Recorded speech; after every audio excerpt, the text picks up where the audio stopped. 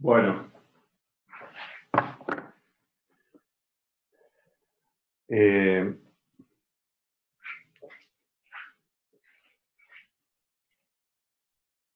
este es volví a escribir lo que había escrito la clase pasada. Vamos a cerrar acá, si no sin luz. Este es el problema general que vamos a discutir con las nuevas técnicas. Repito, el problema es un problema lineal con fuentes. El término lineal L de U es un operador L elíptico de segundo orden con coeficientes potencialmente variables que se escribe de esta manera. Elíptico quiere decir que hay una constante de elipticidad. Esta constante θ se llama constante de elipticidad, me olvidé mencionarlo. La vez pasada,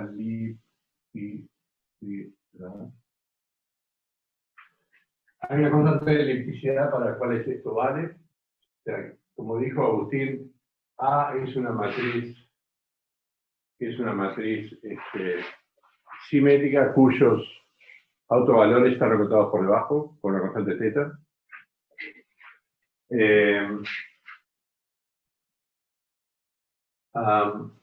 Esta condición es fácil de verificar en general, o sea que no ofrece mayor dificultad a la hora de saber si constatar si un operador es elíptico o no.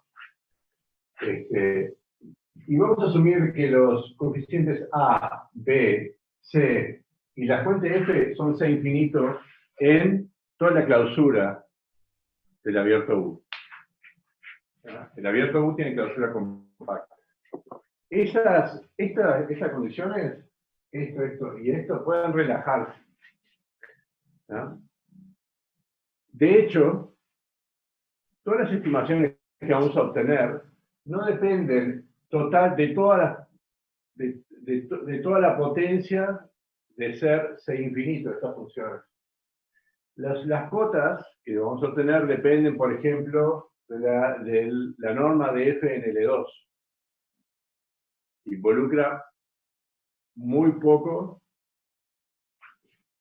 pero usa muy poco de la condición de que esto sea infinito. Por ejemplo, si F es continua, ya va a ser una función en L2. ¿No? O sea que aquí y aquí sobra mucho y eso puede relajarse, generalizarse. Pero lo vamos a hacer simplemente para no distraernos en cuestiones técnicas, pero además, en general, los contextos en los cuales se aplica esto, la fuente y los coeficientes ya son C infinitos. En muchos casos, no siempre. ¿Ven? Entonces, si bien vamos a asumir esto, va a quedar claro por el tipo de estudio que vamos a hacer, y vamos a usar algunas propiedades de F y de estos coeficientes que no involucran toda la potencia o todo lo que se puede obtener del hecho de que sean C infinitos. Si son C infinitos, después resulta que tienen, estudiando la regularidad, las soluciones van a ser C infinitos. ¿Ah? Ahora, para no complicar el análisis, vamos a suponer que es así. Y eso ya es suficientemente general y va a quedar claro, de acuerdo a las acotaciones y a los resultados que vayamos obteniendo, qué propiedades de F y de los coeficientes son estrictamente necesarias para que los resultados que voy a presentar funcionen. Como había dicho también, esta condición de Dirichlet U igual 0 en el borde puede ser generalizada a una condición arbitraria, sin mayor dificultad. Tampoco lo vamos a hacer. Vamos a estar muy contentos con esto. Bueno, entonces lo que habíamos hecho al final de la clase anterior era definir el espacio en el que se van a buscar las soluciones débiles. Y ese era el espacio H1, 0 de U, que era la clausura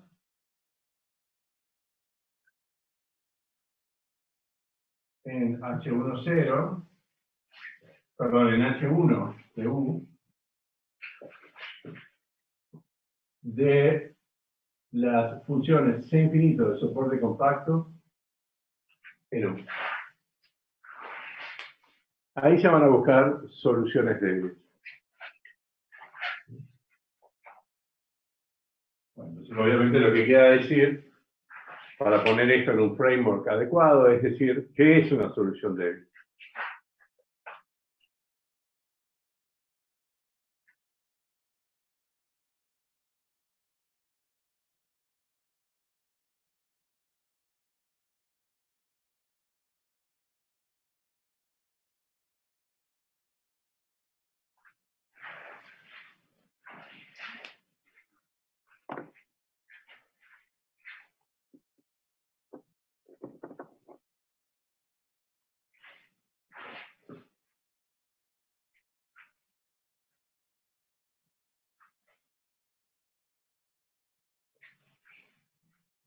Vamos a poner acá C infinito de soporte compacto en U, lo ponemos aquí para hacer lugar.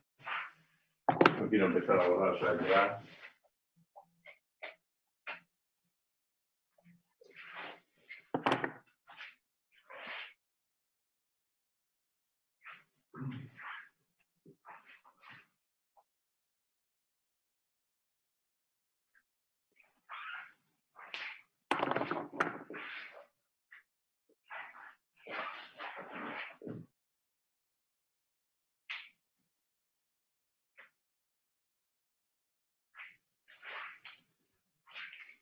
Bueno.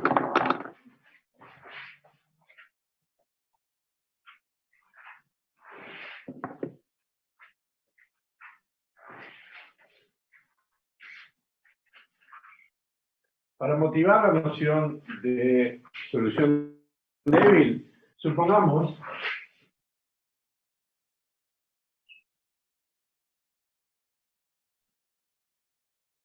que U es solución. Aquí no tengo.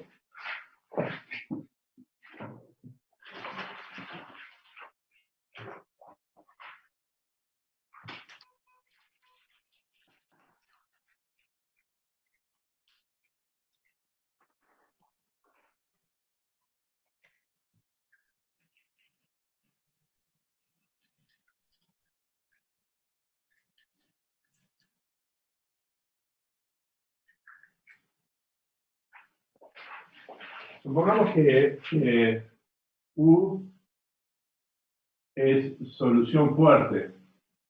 Y por solución fuerte quiere decir de que puedo calcular las derivadas en un sentido fuerte y las puedo reemplazar acá y puedo probar que punto a punto vale la igualdad. Es decir que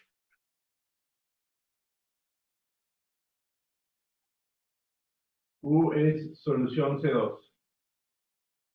Solución al menos C2. Y puedo calcular sus derivadas en todos los puntos. Segunda.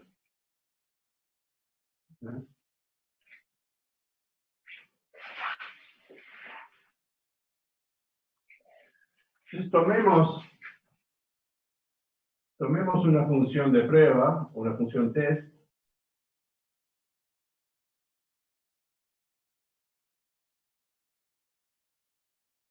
de infinito de soporte compacto en U. Multipliquemos a esta ecuación en la izquierda por phi en ambos lados e integremos. Entonces, cuando multiplicamos e integramos, podemos integrar esta derivada segunda por partes. Acá voy a hacer una cosita que nos va a simplificar un poquito el análisis. ¿Tá? Voy a escribir esto en lo que se llama forma de divergencia. Esto lo voy a escribir como acá.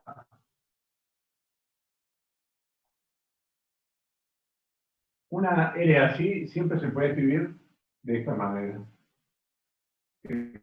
Cuando los coeficientes sean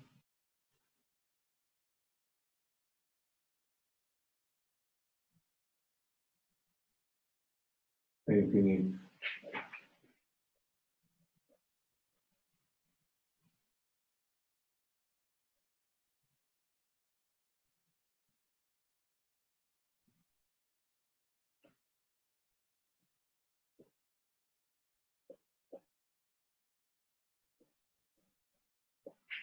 ¿No? Siempre se puede escribir de esta manera, donde esta B', este nuevo coeficiente, en realidad es este B más la derivada de A y J con respecto a X y J. Al ponerlo esto se llama forma de derivada, o sea, de escribir el operador elíptico en forma de divergencia. Esto se llama la forma, no sé cómo traducirlo al español, forma de divergencia. La ventaja de esto decía que es fácil integrar por partes cuando multiplico con una función phi. ¿Ah? Entonces me queda la integral.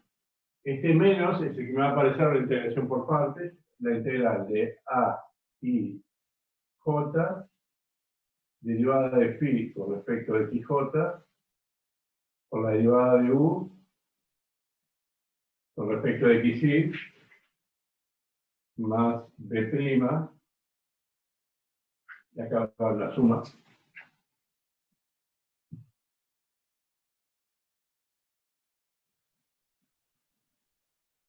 Más una suma en I de B' y phi derivada de U con respecto a XY más C phi por U de X y la integral es el U.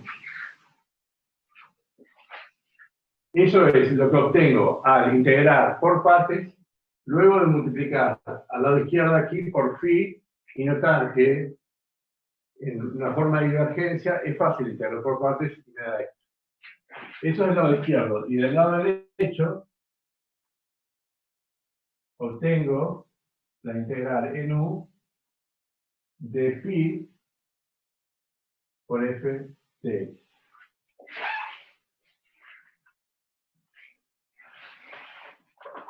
Entonces, si tengo una solución fuerte y la multiplico por una función C infinito de soporte compacto, integro por partes, luego de poner el operador elíptico en forma de divergencia, obtengo esto. Ahora, ¿cuál es la ventaja? ¿Cuál es la ventaja de esto? ¿No? Esta expresión, que esencialmente es esta expresión integrada, depende solamente de las derivadas primeras de la solución. ¿No? Y además, fundamentalmente, esta expresión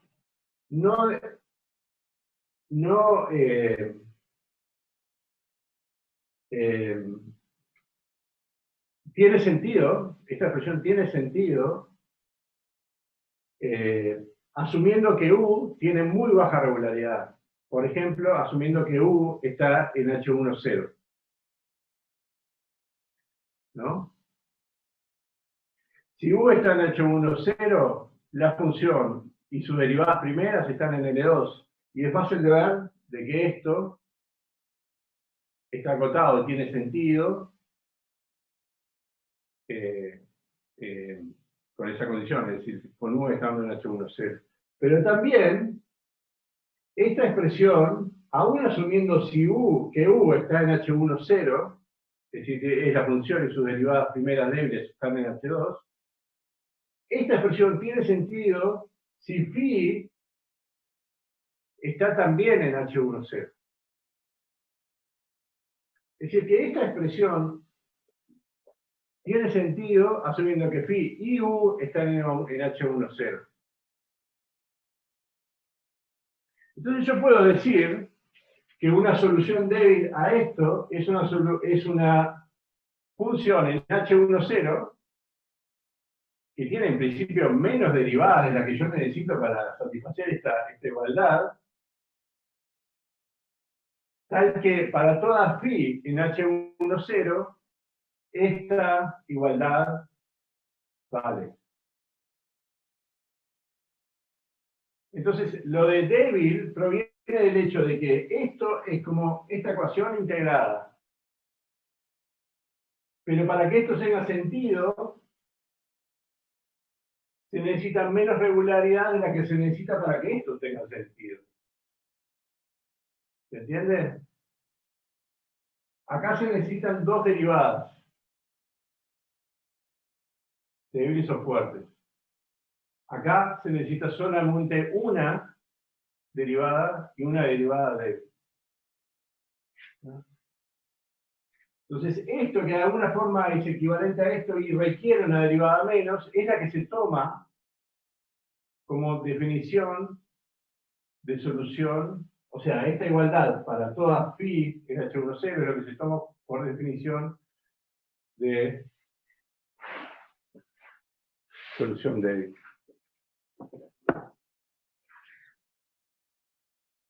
¿Se entendió? Lo voy a escribir ahora. Sí, creo que se entiende la idea. ¿Entendieron? Sí. Sí, sí. Bueno.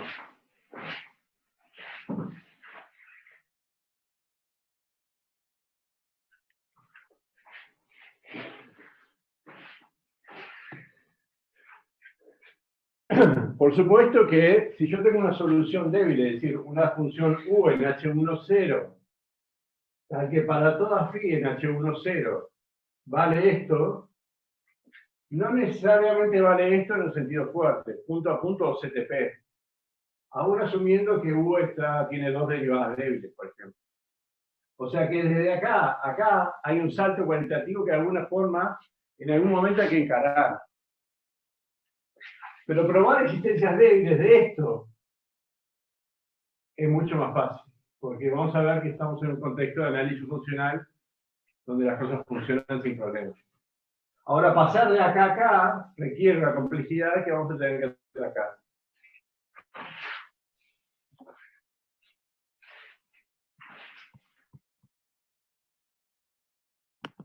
Y yo les voy poniendo las fotos.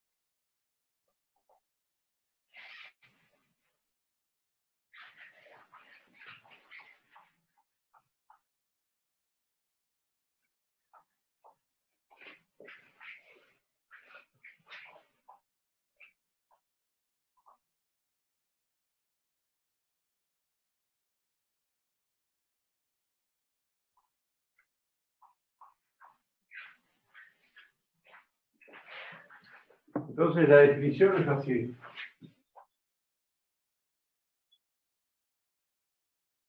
Y esta es la definición de solución débil.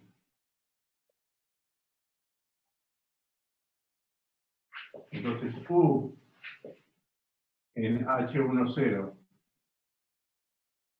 de U es sol débil del problema de Dirichlet que estoy considerando, este que está acá. Sí, solo sí, para toda, y ahora voy a cambiar de letra, en vez de usar phi, que usualmente la reservo para las funciones C infinito de soporte compacto, como ahora voy a asumir de que son funciones en H10, le voy a cambiar el nombre y voy a poner V. Para toda V de H10 de U,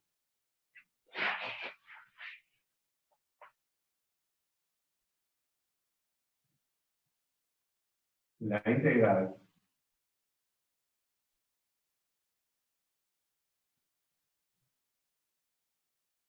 de esta suma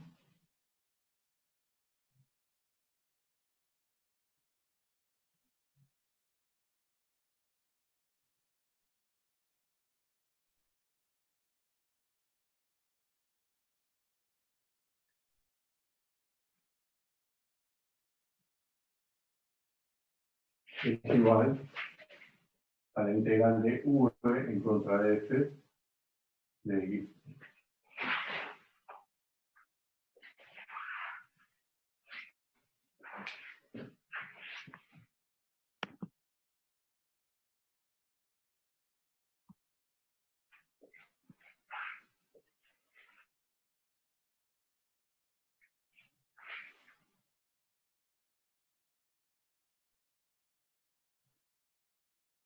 ¿Vale? Entonces, como esta expresión que está acá, esta a la izquierda de la igualdad, es una expresión que va a aparecer muy a menudo, y le voy a poner un nombre especial. Es B de U V. O sea, todo esto que está acá, le voy a poner ese nombre.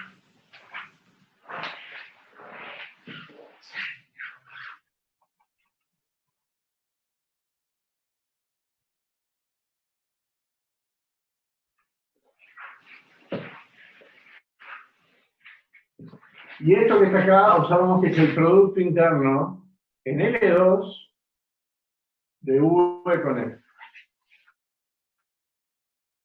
Así que esto es lo que voy a poner aquí, es producto interno de V con F, y le voy a especificar el producto interno que estoy usando, que es el de L2.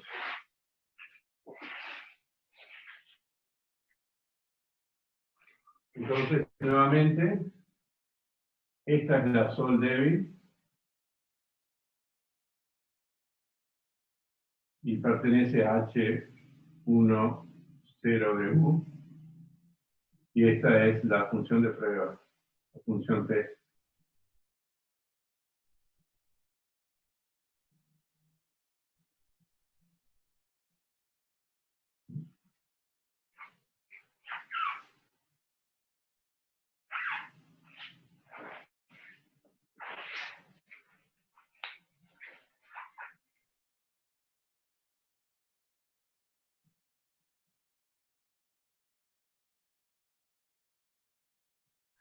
Bueno, ¿vamos bien?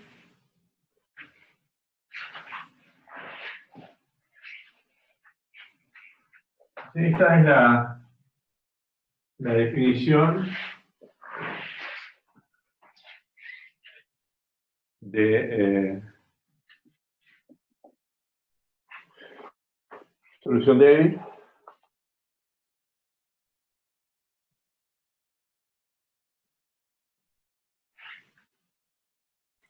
Puta, en general, en el estudio de cualquier, si nos pusiéramos a estudiar otra familia distinta de ecuaciones derivadas parciales, sería que hacer otra definición distinta de solución débil. Por ejemplo, la cuestión de ondas, coeficientes No, variables y cosas. digo, claro, o sea, entonces la definición, lo que se define como solución débil como que depende del tipo de ecuaciones con las que estabas trabajando. Y una a priori podía probar con una definición, ver que no funciona y tener que probar con otra definición de solución débil. Eh, eh. Sí, en general, todas las ecuaciones sensibles, o sea, que tengan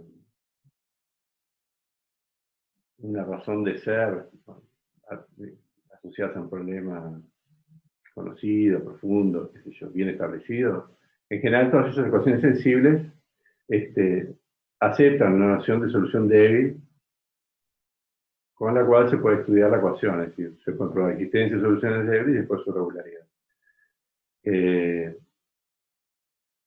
Es absolutamente cierto lo que dices, cada ecuación sensible, digamos, tiene su propia noción de solución débil. No hay una solución débil que abarque a todas las familias de ecuaciones de derivadas parciales. Por eso las ecuaciones de derivadas parciales son como un arte, ¿no? Es realmente un arte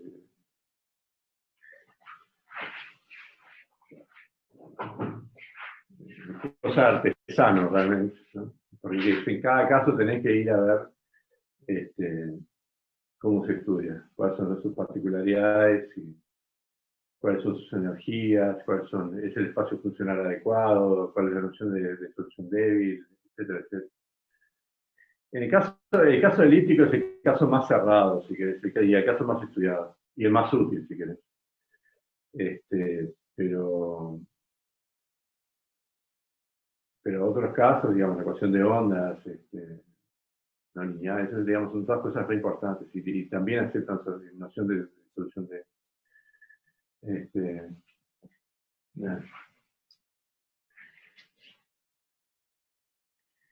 igual lo que estamos haciendo es suficientemente general como para ilustrar cómo son las técnicas avanzadas en EDP, ¿no?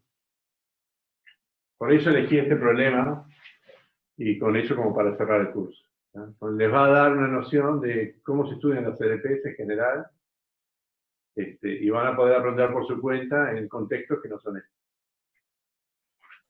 Bien, gracias.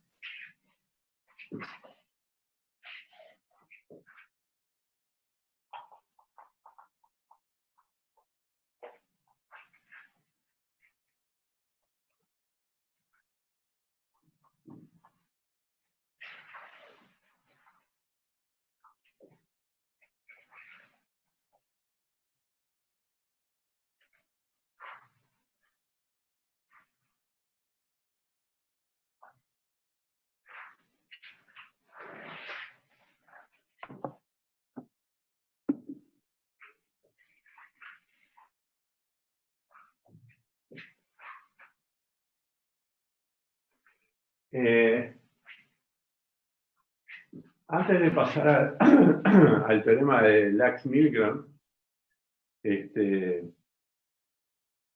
hacer algunas precisiones relativas a espacios de Hilbert y al producto interno en H10 y a ese espacio H10 en particular, ya que esta ecuación la vamos a estudiar como un problema de análisis funcional en un espacio de Hilbert adecuado que en realidad es H10, tiene un producto interno. Bueno, entonces recordemos, eso es lo primero que quería traer a colación,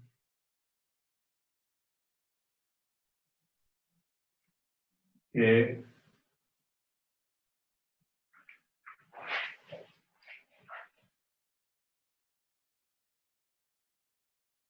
H10 de U tiene un producto interno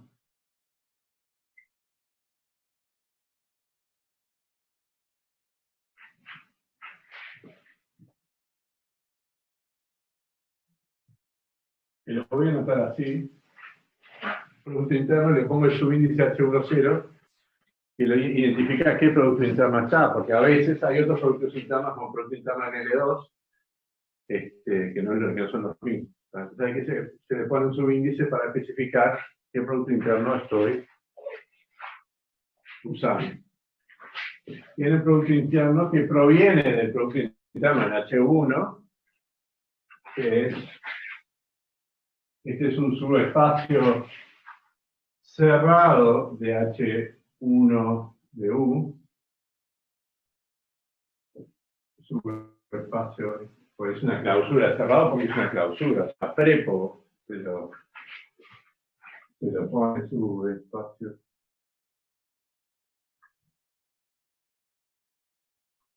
cerrado. Este, ¿no?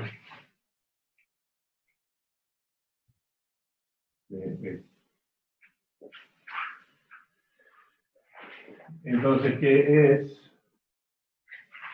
producto interno de U por V en H1, 0 de U igual la integral de U por V más la integral de la derivada, el gradiente débil de U por el gradiente débil de V. Acá el producto interno es N de 2 de X. Recuerden de que U y V como funciones de H1, 0 tienen derivadas primeras débiles en L2. El gradiente débil es poner todas esas derivadas débiles en un vector, ¿no?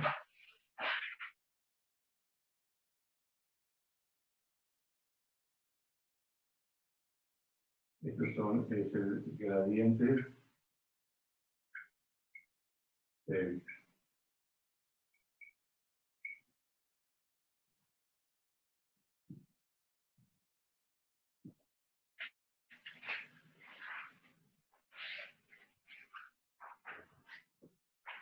¿Vale? Y obviamente este H1, 0 es un subespacio cerrado de un espacio completo, es complejo. Entonces, H1, 0 de U es un espacio de Hilbert.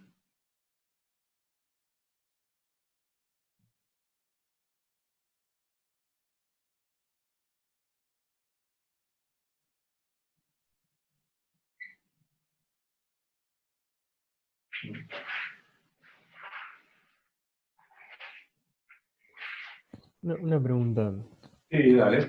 Cuando decís la norma L2 del gradiente de U y el gradiente de V, esa Perdón, el no... producto interno en L2. Producto interno en L2. Sí, pero no. El producto L2 no son funciones que tienen como codominio R o los complejos. Bueno, lo que pasa es que, a ver, se dice que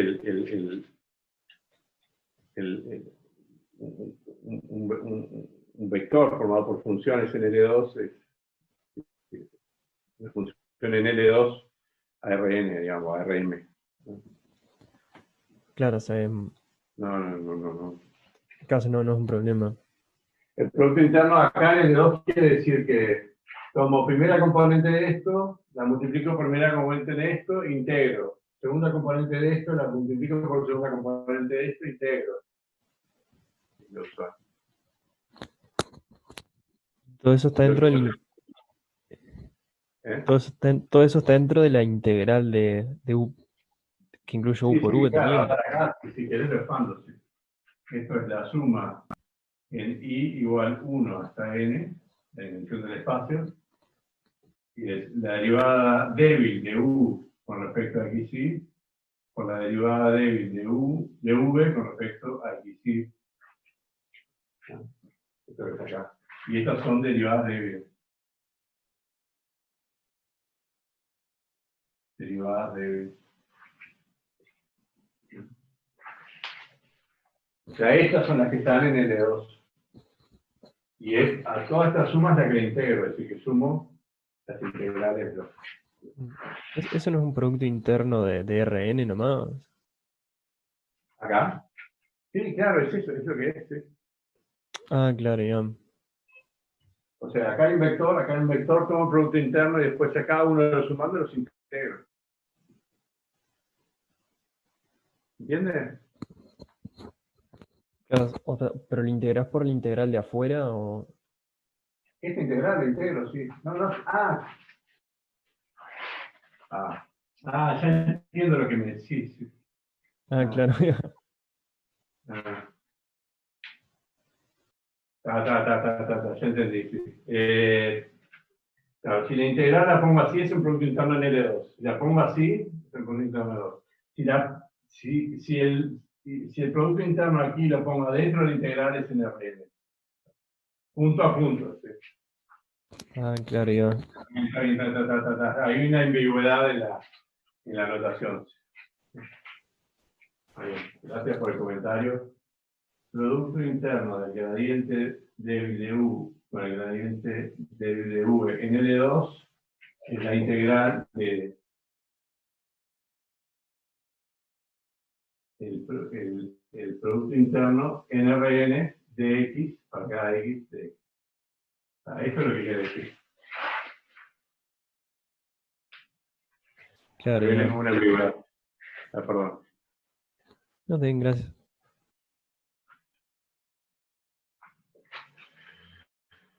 Está bien.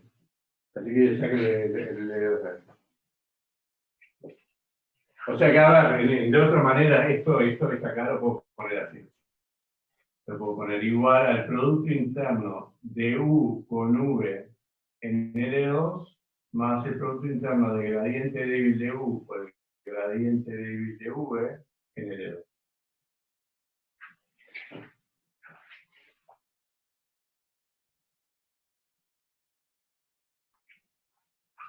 ¿Ah? Esa es otra forma de escribir este.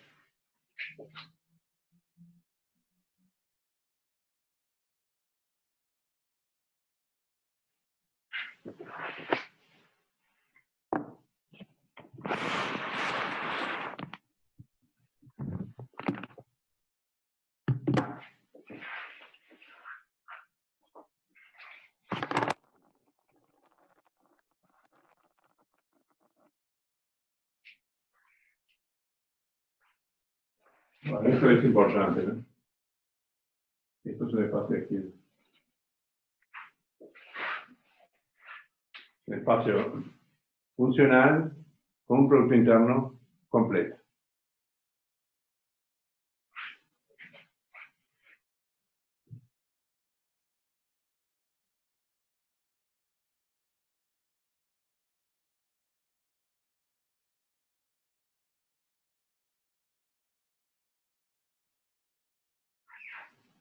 Bueno, eso es lo primero que quería recordarles. Lo segundo, una foto.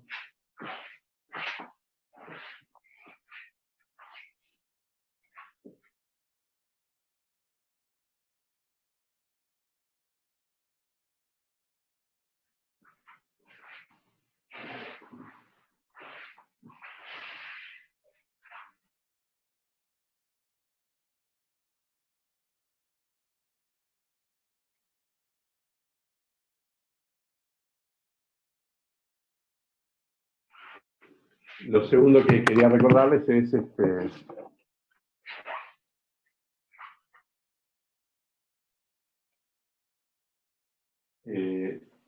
un par de nociones muy básicas de análisis funcional.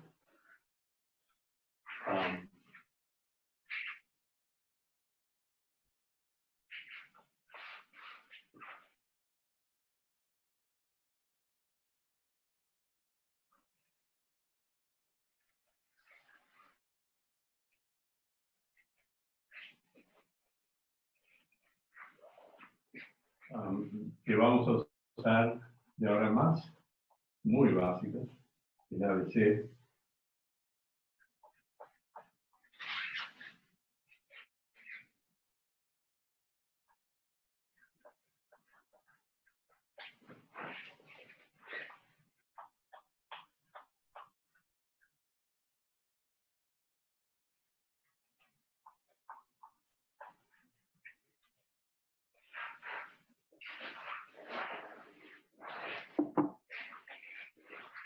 Primero es la noción de operador agotado.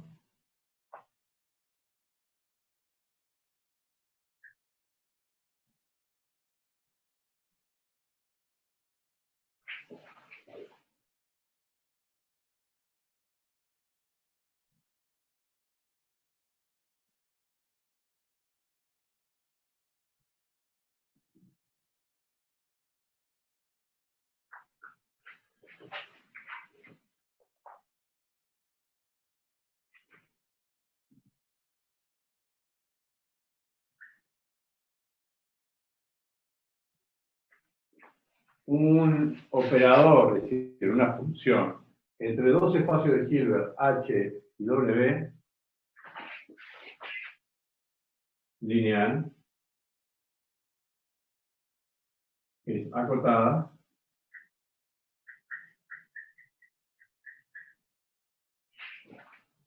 si solo si existe una constante C positiva tal que para todo U perteneciente a H, la norma de A de U en W es menor o igual que la constante C, que es uniforme, por la norma de U en H. Así que tengo una acotación de esta manera con una constante C que no depende de U. Este es el concepto más básico que se introduce en la teoría de análisis funcional. Y si uno tiene un operador entre dos espacios de Hilbert lineal y acotado,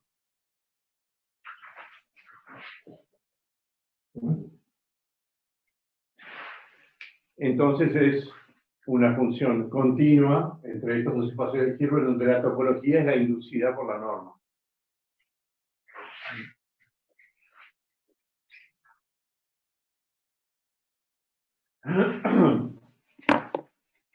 Poner las cosas en un contexto de análisis funcional es recontra útil en general. Es útil porque la teoría de análisis funcional es muy limpia y es muy útil también porque es muy generalizada. Por las dos cosas es útil. ¿Qué es lo que vamos a hacer en este contexto? Eso es lo primero. Lo segundo es el teorema de representación de Ritz.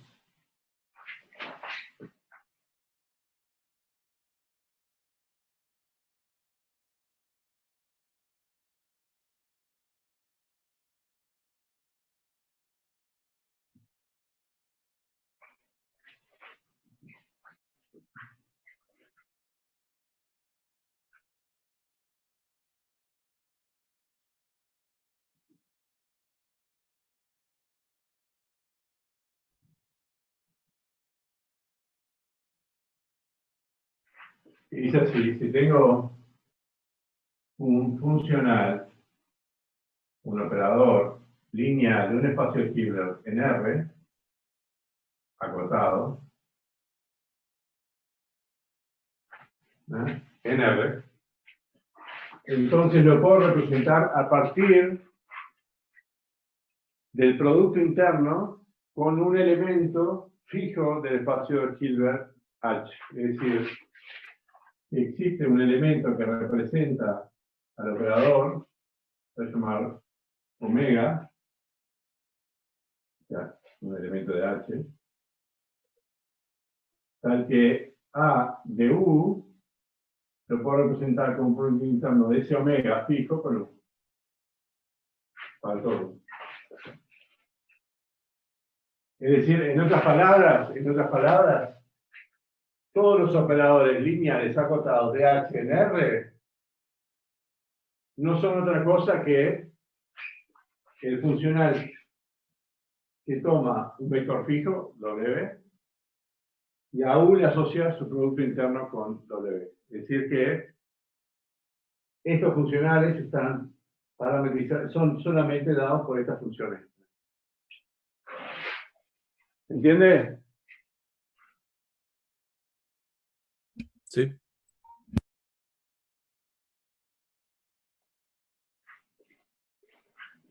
Bueno, con estas nociones nomás, con esto tan fácil, es que nos vamos a desenvolver para probar ese teorema de Lax-Milgrom.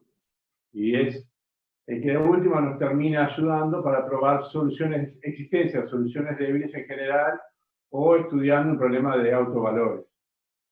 Pero ya ven que nociones muy simples de análisis funcional son muy útiles o muy potentes a la hora de estudiar ecuaciones de unidades parciales que lucen o parecen ser bastante complicadas.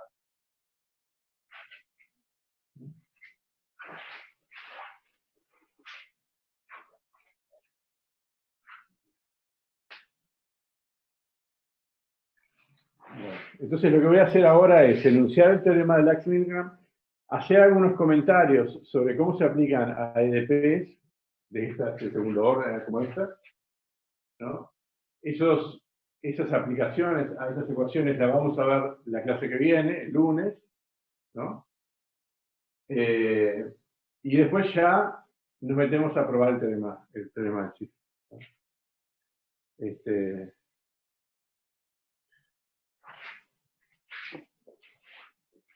Quedamos media hora de clase, pero es suficiente como para avanzar en la prueba.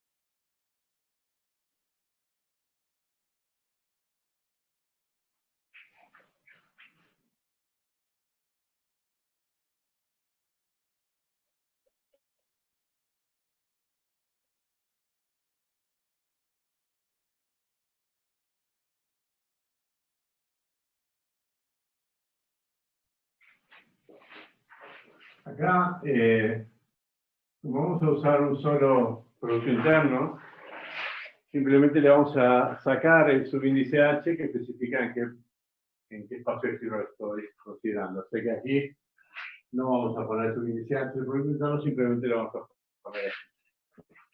Entonces, el enunciado del teorema es el siguiente.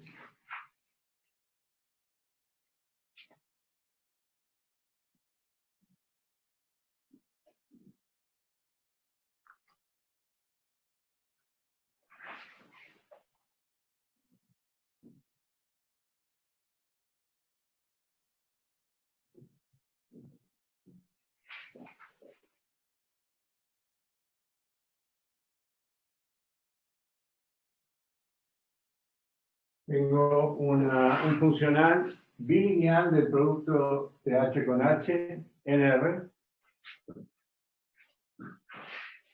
Y supongamos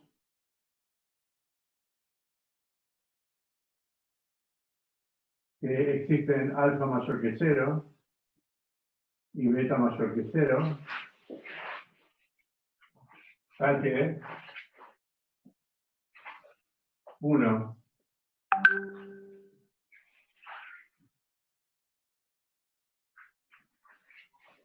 el valor absoluto de B de U con V es menor o igual que alfa por la norma de U por la norma de V. Y segundo, que beta por la norma de U al cuadrado es menor o igual que B de U con U.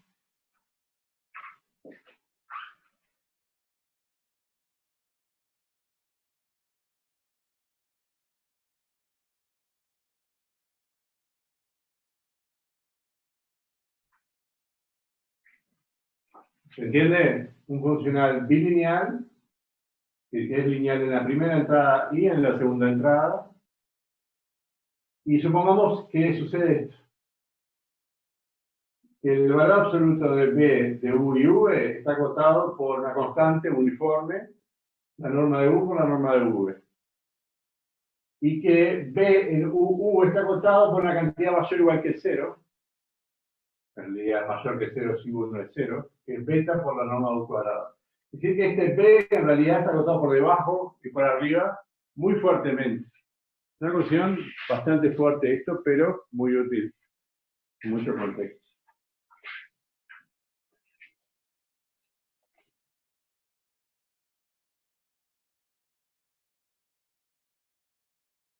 Entonces,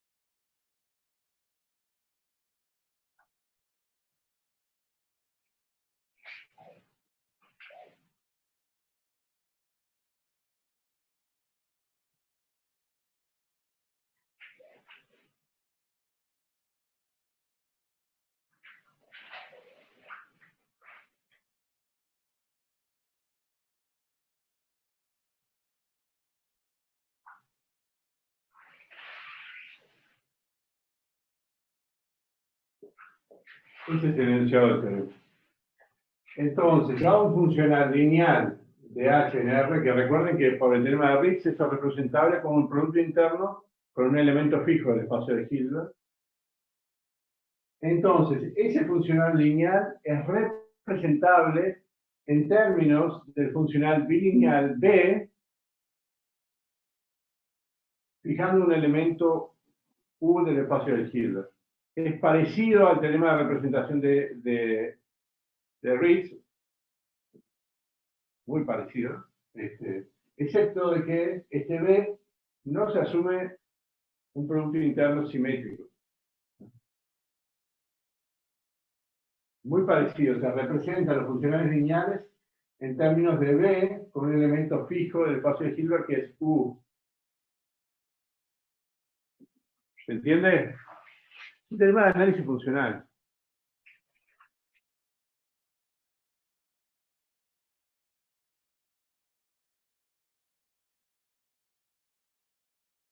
¿Se entendió? Sí. No, Sí, sí. no se entiende. Vale.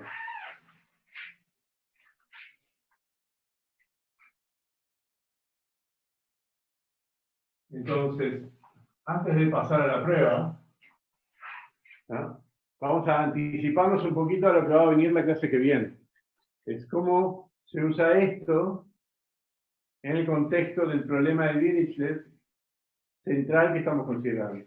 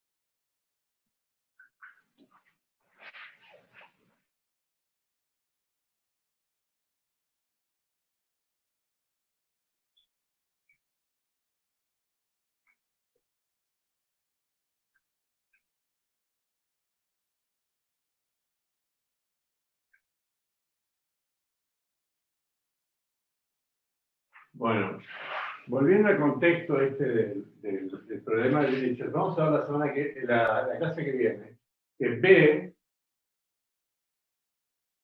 ese operador que se definía a partir de las integrales, era el que me daba la noción de solución débil, satisface esto, aquí por el espacio de Hilbert es H10, el espacio donde se van a buscar las soluciones débiles, pero no satisface necesariamente 2. Pero vamos a ver la vez que viene. Sin embargo,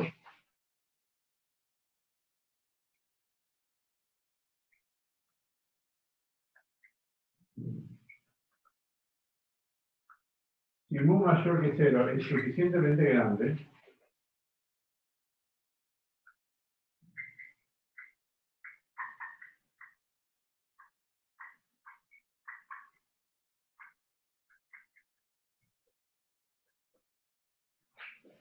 entonces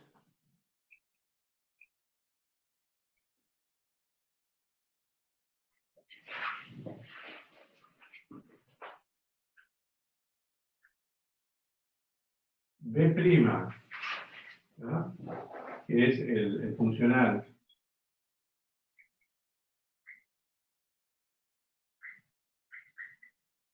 asociado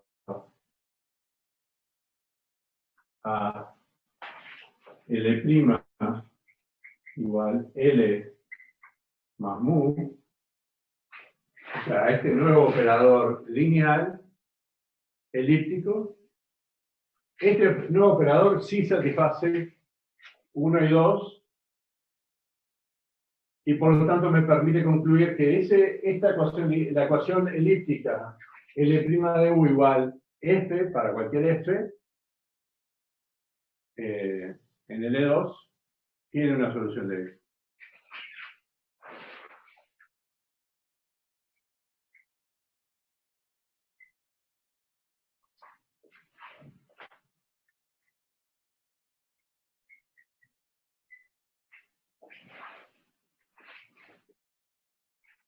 Por lo tanto, esto voy a repetirlo, por lo tanto,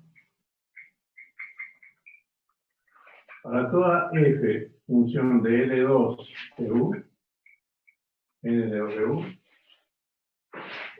existe y es única una función U en H10, tal que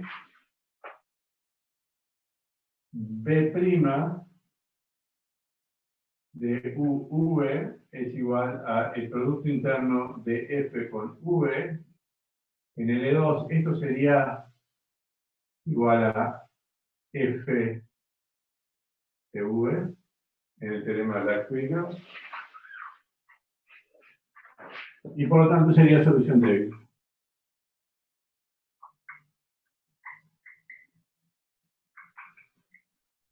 Sería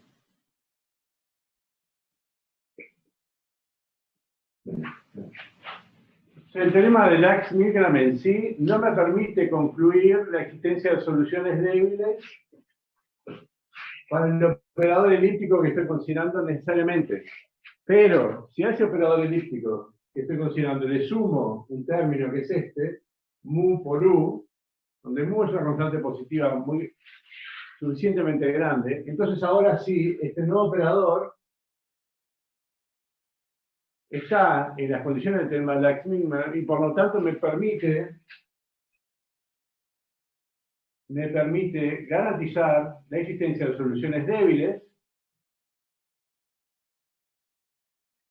donde como funcional lineal f acotado tomo el producto interno de la función f, que es la fuente, con la función de test o de prueba v en L2. Esto se puede ver que es un funcional acotado de H1 en R. Fíjense que ya acá no estoy usando que f se hace infinito en la clausura, solamente estoy usando una propiedad de f en L2, de la fuente. Esto viene al caso de lo que había mencionado al principio de la clase, de que no todas las propiedades de f como función c infinito van a ser usadas. Acá se usa muy poco.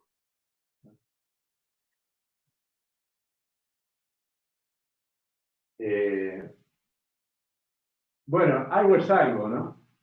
Algo es algo.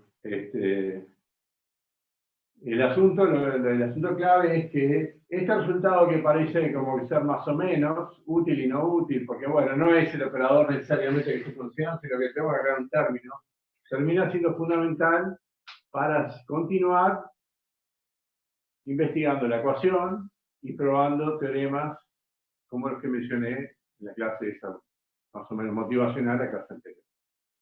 ¿Ah?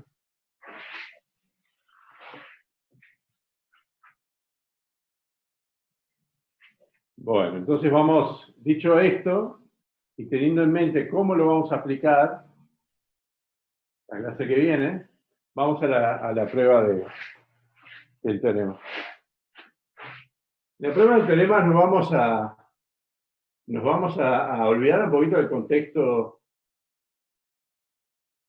de ecuaciones y unidades parciales y vamos a pensar estrictamente con un problema de representación de análisis funcional. Bueno.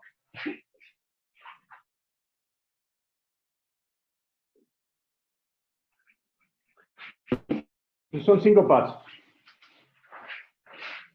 5 o 6, 5.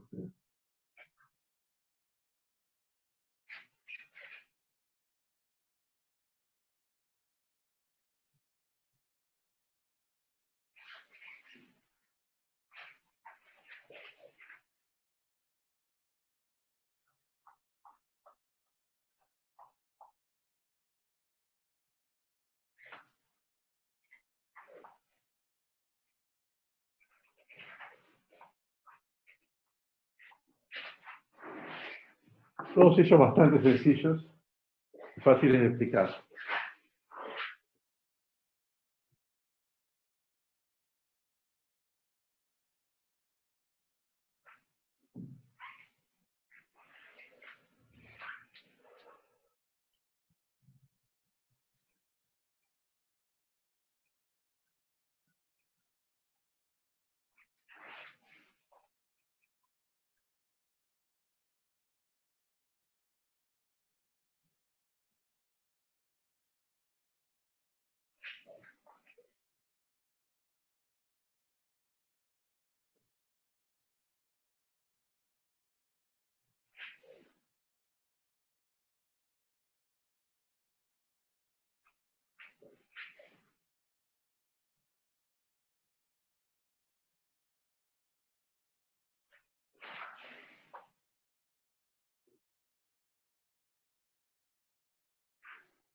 Bueno, lo primero es que si yo fijo un vector U del espacio de Hilbert, entonces el funcional que me lleva a V en B de U, V, esto es un número, R, real. Esto es lineal y acotado. ¿Por qué es lineal? Porque B es bilineal, es decir, que si yo fijo U, es lineal en la segunda variable, que es lo que estoy diciendo aquí.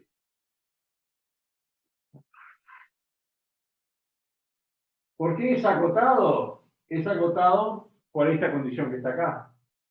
Si U está fijo, todo esto lo puedo poner con una constante, y lo que me queda es justamente la definición de operador acotado. Así que esto es por hipótesis.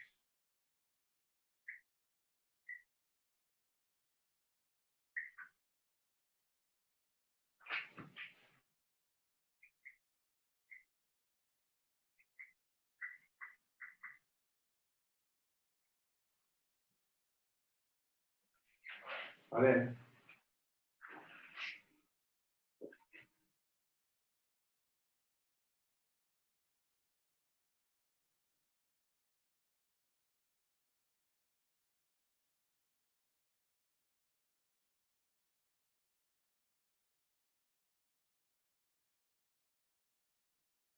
Bueno.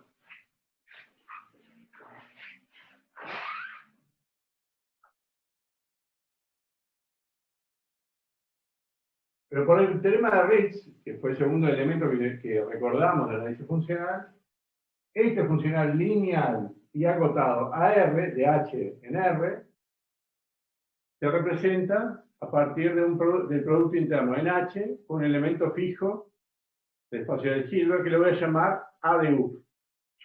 Entonces, por Ritz,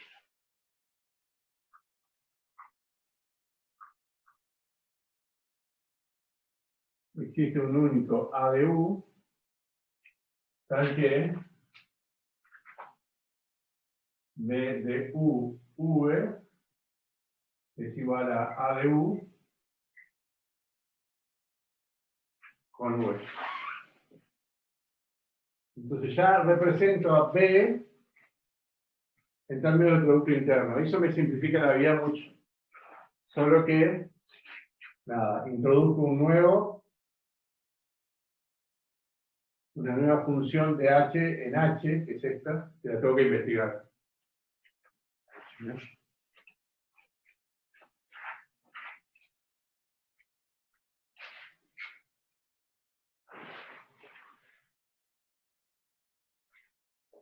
Lo segundo es justamente investigar un poquito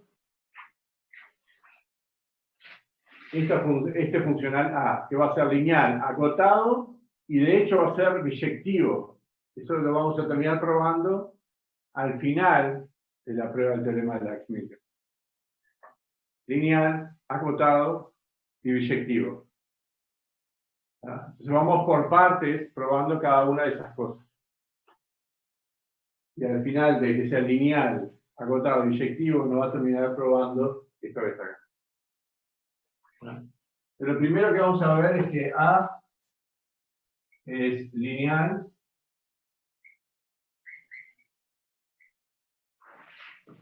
y acotado. A que va A va de H en H, ¿no?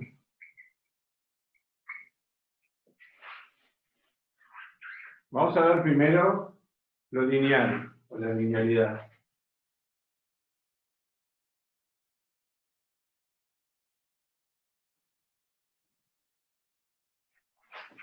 A ver. Tomemos A de lambda 1, U1, más lambda 2, U2, producto interno con V. Y vamos a probar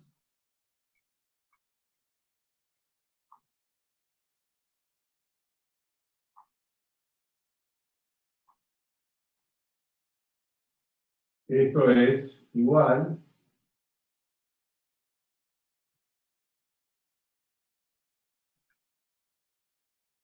a el producto interno de V con lambda 1 A de U1 más lambda 2 A de U2.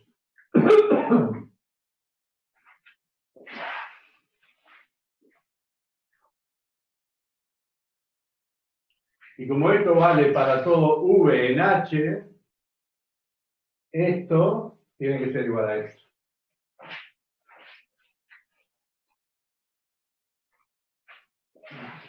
Entonces, probar esta igualdad para todo V implica de que esto que está acá a la izquierda, en esta entrada, tiene que ser igual a la izquierda de esta entrada. Entonces, a ver, es muy fácil porque esto que está acá es B de lambda 1, U1, más lambda 2, U2, coma, V. Pero B es lineal, así que esto es lambda 1, B de U1, V, más lambda 2, B de U2, V. ¿Ya? Pero esto es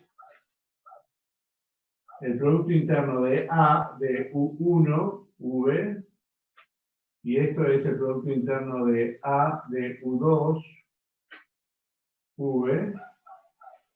Entonces, por la linealidad del producto interno, este lambda 1 lo puedo poner acá, este lambda 2 lo puedo poner acá adentro del producto interno, y como en el lado derecho de los productos internos aparece el mismo vector, todo esto me termina dando el producto interno de lambda 1, A, de U1 llegó el perrito, lambda 2 de A de U2, V. ¿Ah? Que es lo que quería probar. Así que de ahí se deduce la linealidad. Muy simple y es directo del hecho de que B es bilineal.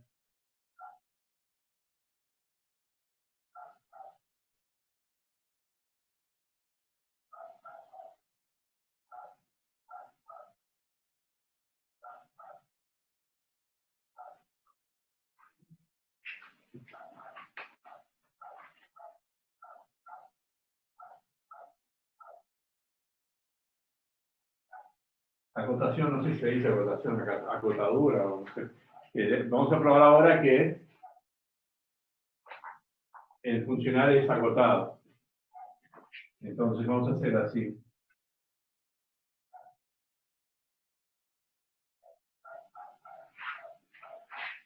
A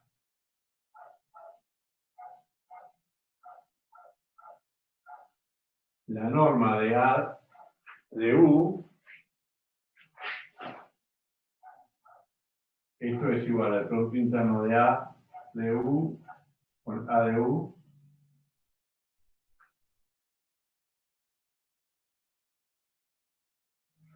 es igual a B de U con A de U,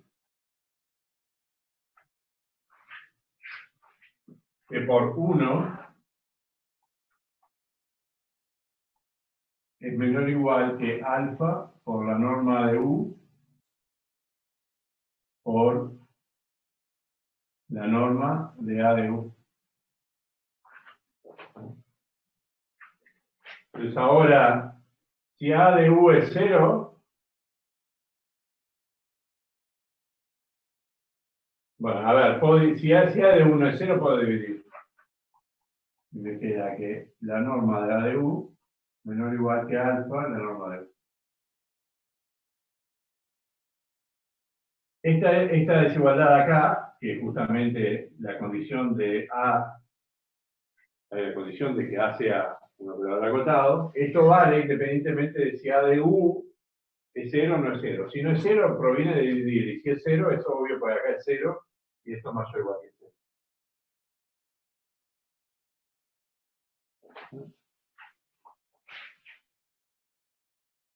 Entonces aquí se prueba el 2, el paso 2, es que el lineal y acotado es relativamente fácil.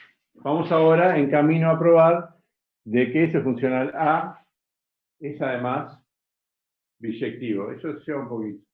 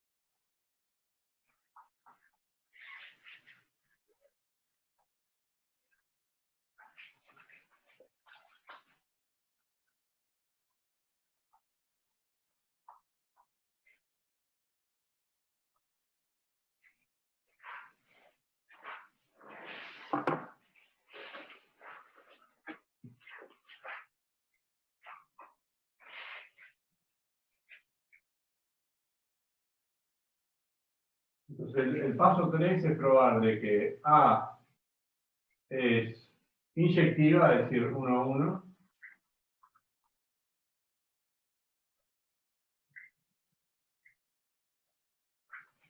y tiene imagen cerrada.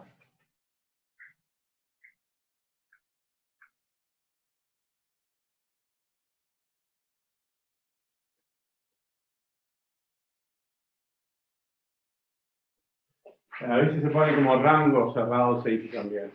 Imagen o rango. Nadie que funcional se usa eso. Que es inyectiva quiere decir que el kernel de esta transformación lineal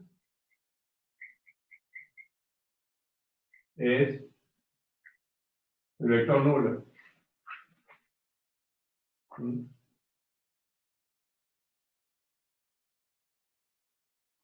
Vamos a probar esto. A ver.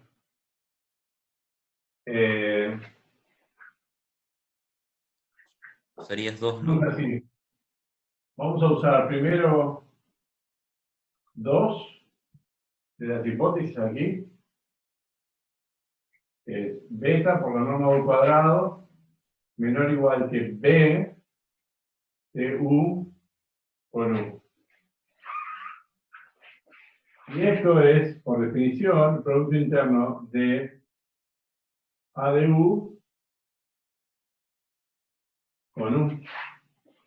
Pero por Cauchy-Schwarz,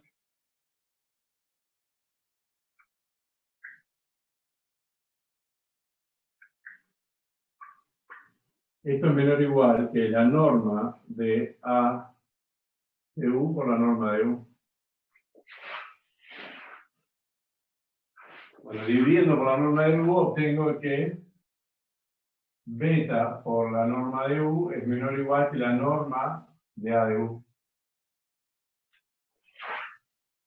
Y esto implica de que si U está en el kernel de A, es decir, A de U es igual a 0, entonces necesariamente la norma de U tiene que ser 0 y por lo tanto U tiene que ser 0.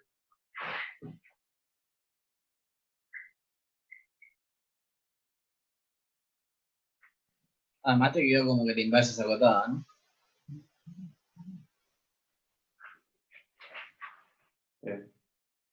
Sí, la inversa desde donde corresponde. Tendría que probar que es cerrado primero. La imagen es cerrada. Para que sea un mapa o un espacio de Hilbert. Entonces, si A de U es igual a 0, entonces norma de U igual a 0, entonces U igual a 0.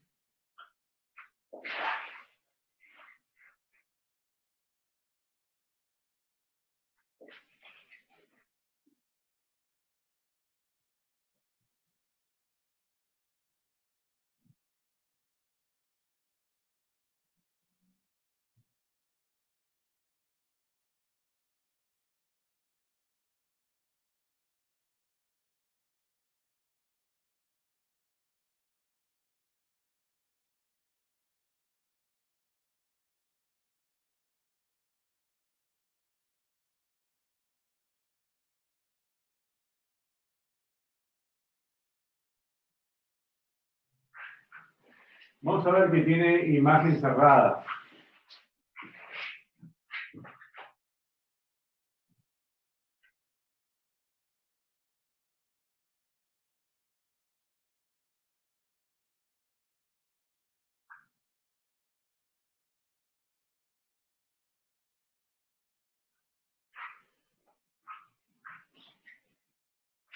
Entonces tomemos un elemento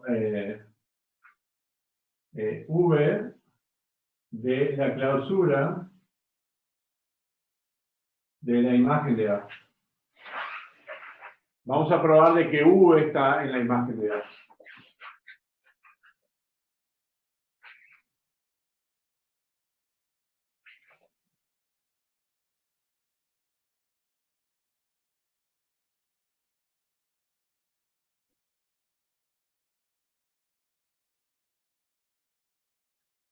Perdón, V está en la imagen de A.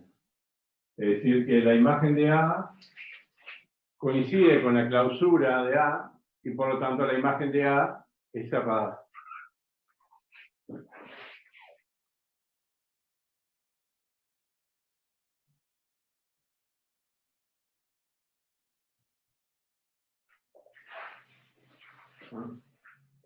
Bueno, si V está en la clausura de la imagen, existe una sucesión de elementos de H tal que A de UI converge en H a V, ¿verdad?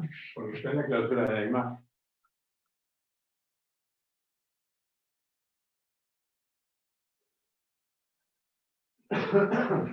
Entonces, la sucesión A de UI es de Cauchy.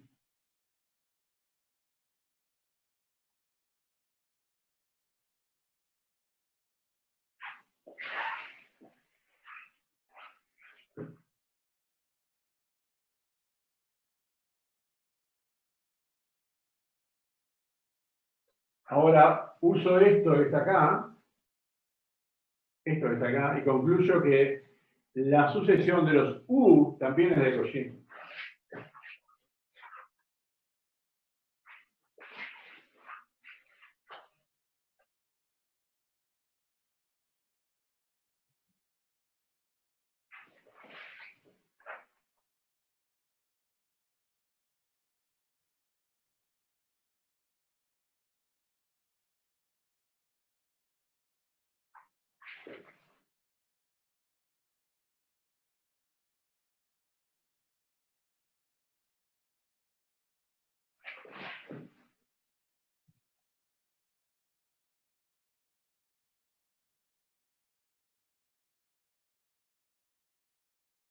Como estoy en un espacio de Hilbert que es completo, la sucesión de los U sub I converge a un U estrella.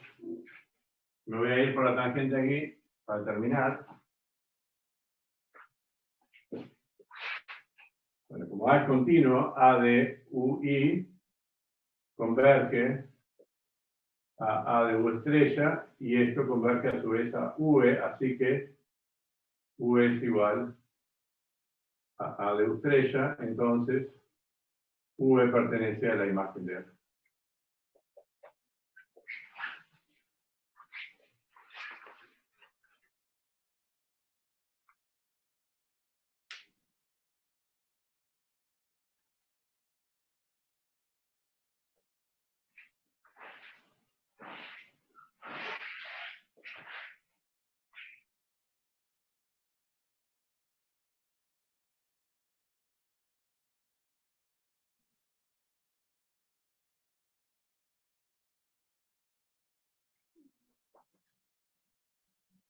¿Preguntas sobre esto?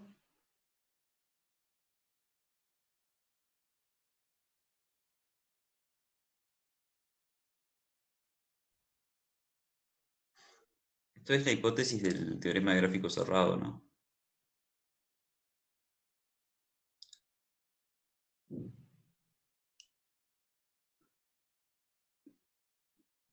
Parecido, sí. Sí, sí.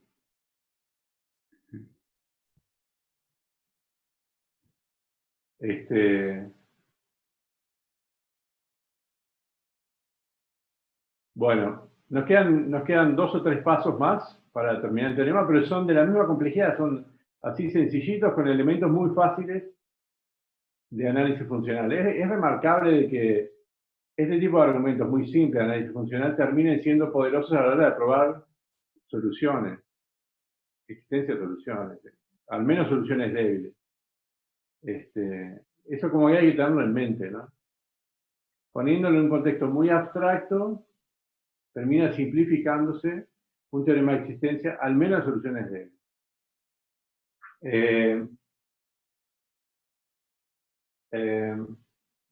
Bueno, vamos a dejarlo por acá. No quiero, primero, estamos pasando el tiempo, y segundo, quisiera realmente retomar esto para tratarlo un poquito más y madurarlo un poquito más. No quisiera quiero dedicarle unos pocos más de minutos, esto va a ser útil.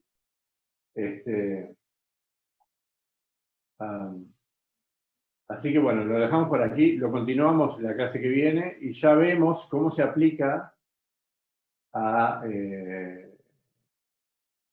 problema de Dirichlet original que estamos considerando y el único que vamos a considerar, y qué conclusiones se pueden sacar de ahí.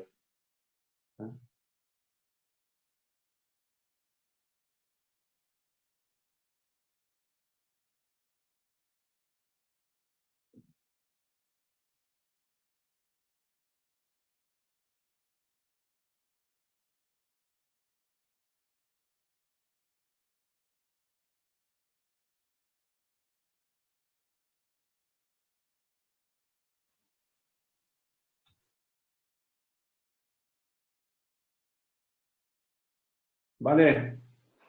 Si tienen preguntas, lo dejamos por aquí. Creo que les yo- olvidé.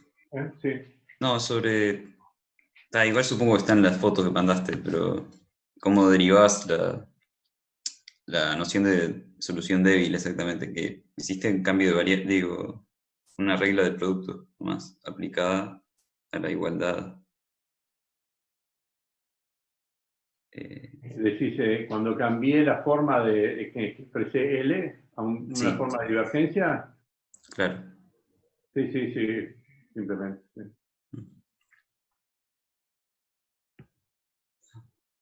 La regla de producto en la derivación, sí, la regla de la M. Le agregas al término en B una derivada en A. Una divergencia, de hecho. Ahí va. Eso es muy simple, es estándar, ¿no?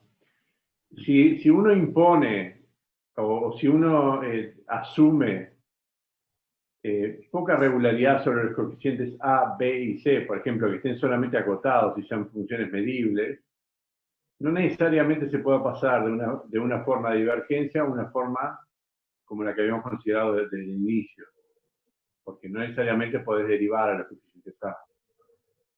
¿Se entiende? Pero nosotros estamos asumiendo que los coeficientes A, B y C son todos infinitos, los puedo derivar, están todos acotados. Infinitos en la clausura de uno. No. Pasar de una forma, de la forma de divergencia a la otra, es posible en nuestro caso y se hace sin ningún problema. Lo que pasa es que en teoremas donde se quieren poner condiciones muy generales sobre los coeficientes, se asume que estás con una forma o la otra, porque no necesariamente podés pasar de una a la otra indistintamente. Cosas de la artesanía de EDP que no nos vamos a meter. ¿Vale? Si no, no nos vamos a confundir de las cosas que verdaderamente son importantes. Bueno, le subí los ejercicios escaneados, así que ahí ya pueden hacer algunos. Nos vemos el lunes. Dale. Dale, chao, chao. Nos vemos.